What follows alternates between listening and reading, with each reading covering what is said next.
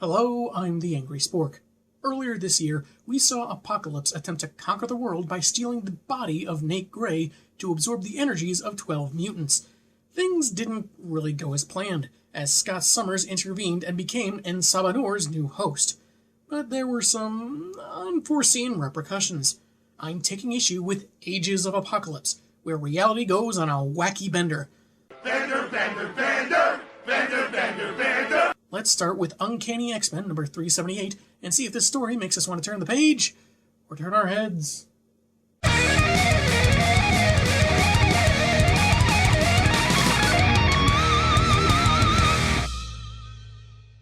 The cover features a bit of a twist on a classic idea, the original 5 X-Men, except with Storm and Gambit in place of Angel and Cyclops respectively. Also Iceman looking like he needs to get out of the summer heat, and Beast looking awful savage.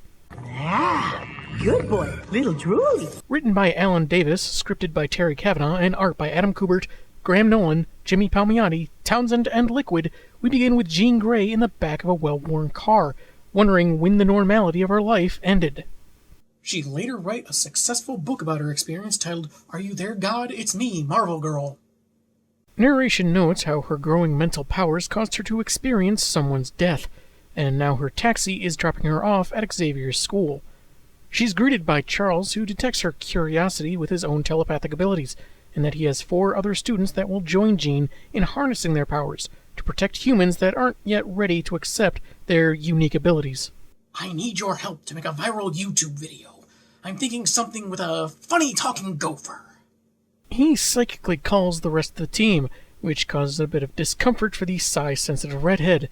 Real considerate, Chuck. Bobby and Hank introduce themselves, and wow, I think the majority of time and effort into making this book went into drawing each and every single individual hair on Beast's legs and hands.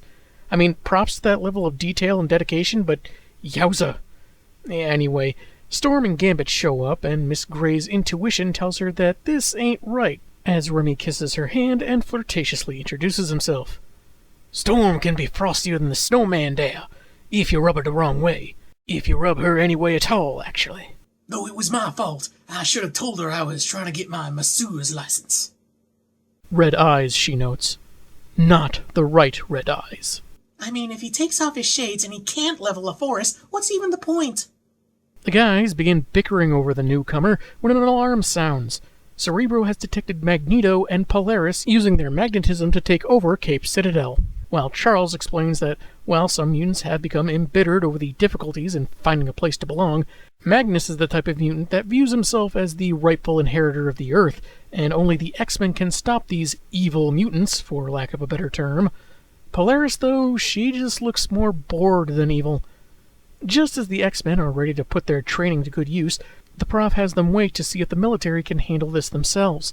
As the TV screen looks like it was drawn by one of the John Romitas, maybe it's just strikingly similar to their style, or they got them just for the TV footage here for whatever reason, Magneto gives a cryptic warning to humans about how mutants are in their midst, and they can either surrender to their superior power or die, as he and Polaris leave. Crisis averted, X-Men. Yep, a military base in flames, and the guy responsible left a terroristic message to the masses before escaping. Truly, the worst is over. Charles suggests that their interference could have made things worse, which is kind of a possibility for any time the team is dispatched when you think about it, and when Gambit objects to being sidelined, he continues that he won't risk his students' safety unless there is no other recourse. While the words feel true enough to Jean, everything else seems undeniably wrong. Oh, great. Here's Jean, the pedantic nerd, pointing out all the irregularities in the reboot of her own life. Give this sudden and warped alteration of reality a chance. You just hate change. On Asteroid M, Magneto is chiding Polaris for holding back her power back at the military base. As this version of Magneto is still dependent on Lorna, he feels that the military could have called his bluff and their whole mission would have been botched. Lorna's all for creating their own peace on Earth, but she's not willing to personally kill people to obtain it. Rogue chimes in, apparently going through a Katharine Hepburn phase with that cigarette, saying the living magnets share more of an idea for an effect to have on the world rather than a common cause. Suspecting that the citrus ginger is still getting something out of the arrangement, she also exposits that her absorption powers left her few options other than to join Magnus's crew, and mentions seeing a news report about a Professor Xavier. It was a puff piece about him joining a wheelchair basketball league. She only brought it up because she wanted to change the subject. Actually, it was about his belief regarding humans and mutants living harmoniously, which Marrow, dressed up like Toad used to, feels excludes her, what with her mutation disfiguring her with agonizing bone protrusions. Magneto points this out, how ugly is often equated with evil and fear slipping into hate. Fear leads to anger. Anger leads to hate. Hate leads to suffering. That's when Sunfire flies in, with a very Quicksilver-looking costume, saying he's completed his task of scouting others who might fight under Magnus's flag. Not sure why he calls him Kyodai, which means vast or huge. Is he calling Magneto fat? It can also mean prodigious, but even then it doesn't make much sense.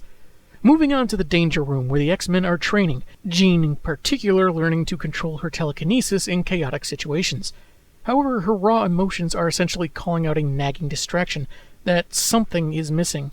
Chuck says he's been feeling similarly, beginning to question sending his students into battle, sacrificing their innocence and even lives. Storm informs him that an autoscan by Cerebro has detected another mutant about 32 miles north. Since there was no alarm, I'm going to go out on a limb and say this mutant didn't start any fires.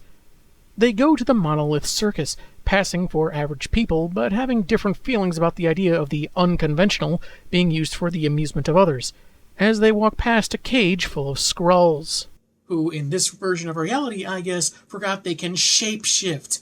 Otherwise, what's keeping them caged? Jean sees a poster for the Robo-Man, Cable, and experiences more of the familiar and false intersecting. They find their mutant in Colossus, the Iron Tsar, lifting an elephant with one hand. He's not actually part of the act, he just got tired of the trolls asking him, "Do you lift, bro?" While the audience accepts him as part of a sideshow attraction, Beast figures they'd run in terror if they learned he was a mutant. I guess this is the period where mutancy isn't well known, because I would think most people would assume he is. You know, super strength, metal skin, and all that. But he does have a point. He's a mutant, so he will never be seen on a box of Wheaties. Then there's this odd dialogue progression. Xavier begins voicing concern to compound Hank's statement, and it continues in the next panel at the top in a quotation box, and continues further in Chuck's dialogue bubble as he speaks with Colossus after a small amount of time has apparently passed. Not sure how that's supposed to mesh with the clear passage of time involved, but anyway, he and Bobby are asking Piotr to join them when Magneto and his Brotherhood show up, and tell the Prof to get lost. The other X-Men arrive, all suited up to confront them, but Charles holds them back. He says that they have greater power together, and that demands even greater responsibility, and maybe adding the word greater will keep Spider-Man's lawyers at bay. He pleads for Eric to reconsider his strategy, as his brand of terrorism will only make things worse. Matt, how can we get back on the right track? Thinking humans or mutants are on a collision course anyway, Mags rejects the offer, warning Charles to train his pupils well or watch them die. You have no hope of winning the Monolith Circus's pie-eating contest. Oh, and the whole brewing war with humans thing, too. As Jean is distracted by another feeling of deja vu but not, Xavier mentions not letting another X-Man die, which confuses his students. He confirms that Jean was right. This is no illusion, but things aren't as they should be. While the Brotherhood seems surprised that Baldy is the Xavier Rogue mentioned earlier, a guy in red sunglasses is being chased by a mutant-hating mob before tripping and falling nearby, and calling out to Jean. You can always spot the more dedicated Uber Eats drivers. She instantly recognizes Scott, as well as their lives together, as she telekinetically knocks the mob back. As McCoy borrows the Avengers' battle cry to back her up, Jean tends to Cyclops, who says that things have been made wrong because Apocalypse is manipulating time. While the X-Men, Brotherhood, and Colossus fight the mob, Scott pleads with his wife to stop the battle, as it plays into Pocky's hands. Sacrificing himself to save Nate Gray merged Slim with the ancient despot, their singular body wielding the stolen powers of the 12, which includes manipulating energy, time, and even reality. The downside is that Psyche's body isn't capable of containing or controlling all that, but Apocalypse isn't one to let that stop him, managing to change things like generating his attackers to silence Scott. But with the evil beans thoroughly spilled, he'll just let chaos do its thing, with the circus facade fading and apparently the enemy changing from civilians to the warriors from Egypt. Either that or Gambit just attacked a dude on his way to work at a theme restaurant. Jean pleads for her husband to hang on, but as he warns her not to let Apocalypse use her, he glows and resumes the merged form from the end of the 12, smacking Jean away. After Xavier calls their attention, everyone remembers Apocalypse and attacks him, though he says they only recall what and when he allows it. And certainly that slushball from Iceman will change the tide of battle. Jean says they need to stop, as Scott is still alive inside the monster, though not able to control the energies at work. Turns out controlling unstable time-space or reality-warping power when possessed by ancient evil was the one class at Xavier's school that Scott ditched to go to the movies.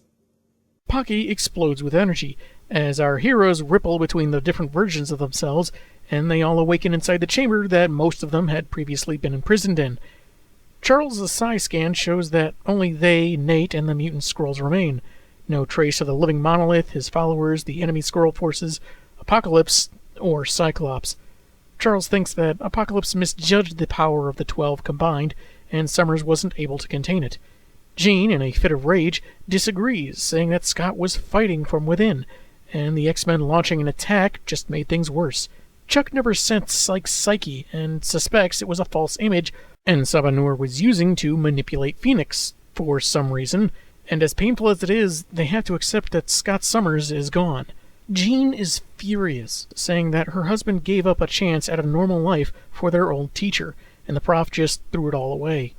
The comic ends as she leaves, with the rest of the team standing mournfully in the chamber, with nothing more needing to be said. That was the first installment of Ages of Apocalypse, and it's weird that it closed on what felt like the conclusion.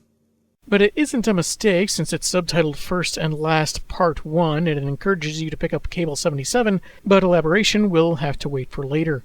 As for the story, it was kind of like a what-if without being a what-if, clearly indicating that things aren't as they should be early on, while still mixing certain things from early X-Men stories within a certain parameter relating to the characters involved in the preceding story, The 12. Old-style suits for heroes and villains, but with a couple different wearers. Trying to recruit a physically formidable circus performer, which originally was the Blob, but in this case is a more physically fit individual. The dialogue felt on point for each perspective on mutant-human relations, sometimes a bit wordy, but appropriate given the sources. Overall, the story itself was good, fittingly tragic, though some of the dialogue exchange at the end seemed to indicate Jean was dismissing Xavier's claim that Psychopocalypse went boom because Scott's body couldn't handle all that power, but she was really just trying to convince everyone she genuinely detected Summers and that it wasn't an illusion. Tune in next week to see more reality warping shenanigans that I guess happened before or at the same time. I'm the Angry Spork, and man have I got issues.